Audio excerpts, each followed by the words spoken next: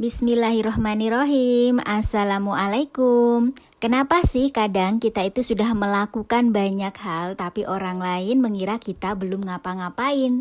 Kita akan bahas bareng-bareng di video kita kali ini. Oh ya, sebelumnya teman-teman, ini aku lagi dalam perjalanan pulang. Suasananya sudah agak sore ya, karena ini jelang senja. Nah, sambil menikmati video, kita akan ngobrol-ngobrol beberapa alasan tadi ya teman-teman ya.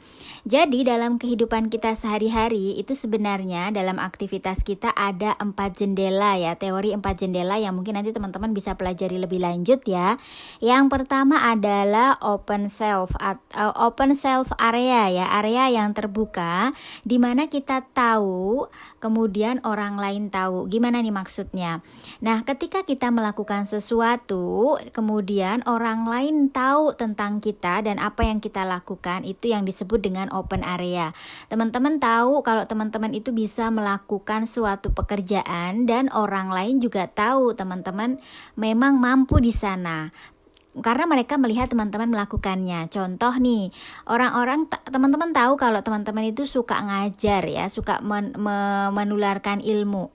Dan teman-teman memperlihatkan itu kepada orang lain sehingga orang lain juga memahami bahwa teman-teman juga mempunyai kemampuan mengajar, memasak atau dan lainnya. Pokoknya intinya open area ya teman-teman ya. Jadi kita tahu, orang lain tahu. Ini idealnya seperti itu teman-teman ya. Tetapi ada juga jendela-jendela lain yang kita perlu pahami. Yang kedua adalah hidden self area. Kamu tahu bahwa kamu bisa melakukan sesuatu tapi orang lain tidak tahu. Ini yang disebut dengan hidden area. Nah, ini biasanya yang sering terjadi yang membuat kita itu tidak bisa dipahami orang lain. Teman-teman merasa sudah melakukan banyak hal tapi orang menganggap belum melakukan apa-apa. Kenapa? Bisa jadi apa yang teman-teman lakukan itu memang tidak ditampakkan sehingga orang lain tidak bisa membacanya dengan jelas. Atau teman-teman sudah berusaha menampakkan tapi tidak sejernih kaca.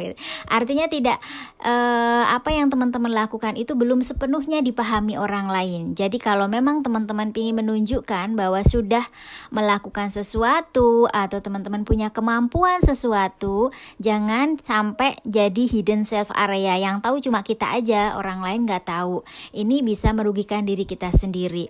Dan di dalam efeknya itu bisa, bukan efek ya mungkin ya efek sih, itu bisa berefek kemana-mana. Contoh di dalam lingkungan kantor ya, teman-teman sudah melakukan pekerjaan tapi teman-teman tidak menunjukkan itu secara terang-terangan di hadapan. Tidak harus show off juga ya teman-teman, sombong atau pamer itu enggak. Tapi kita perlu teman-teman ya, misalnya teman-teman sudah melakukan ABC, itu sampaikan kepada orang lain karena orang lain belum tentu tahu apa yang sudah kita lakukan. Nah, ini hidden area juga sebaiknya kita hindari ya teman-teman ya. Walaupun mungkin dalam kondisi-kondisi tertentu kita memakainya nggak masalah gitu, tapi jangan selalu dilakukan karena nanti orang mengira kita belum ngapa-ngapain, kita nggak bisa ngapa-ngapain karena mereka nggak bisa ngelihat kita. Itu jendela yang kedua. Terus kemudian jendela yang ketiga adalah blind self area ya. Kita nggak tahu kalau kita bisa melakukan sesuatu, kita nggak tahu kalau kita punya kemampuan dalam hal yang potensial, tapi orang lain tahu. Nah, ini juga nggak sehat ya teman-teman ya. Orang lain tahu kita mampu tapi kita nggak tahu kalau diri kita mampu. Nah, ini kan juga nggak optimal nantinya ya. Orang maksa kita, kamu harus begini sementara kita merasa kita dipaksa, ditekan begitu ya. Padahal mungkin kita potensial di sana. Nah, ini juga perlu diperhatikan blind area. Kemudian yang keempat adalah unknown self area. Orang lain nggak tahu tentang kita dan kita juga nggak tahu tentang diri kita. Wah, ini lebih bahaya lagi gitu ya. Karena semuanya sama-sama terpendam. Nah, itu tadi 4 jendela ini teman-teman perlu kita perhatikan ya, dari open area, hidden area, kemudian blind self area, unknown self area, untuk kita beradaptasi, kita bersosialisasi dengan lingkungan kita. Dulu mungkin saya adalah orang yang senang sekali dengan hidden area. Saya merasa mempunyai banyak kemampuan yang itu saya sembunyikan karena saya ngerasa itu nggak terlalu penting untuk dikasih tahu ke orang lain.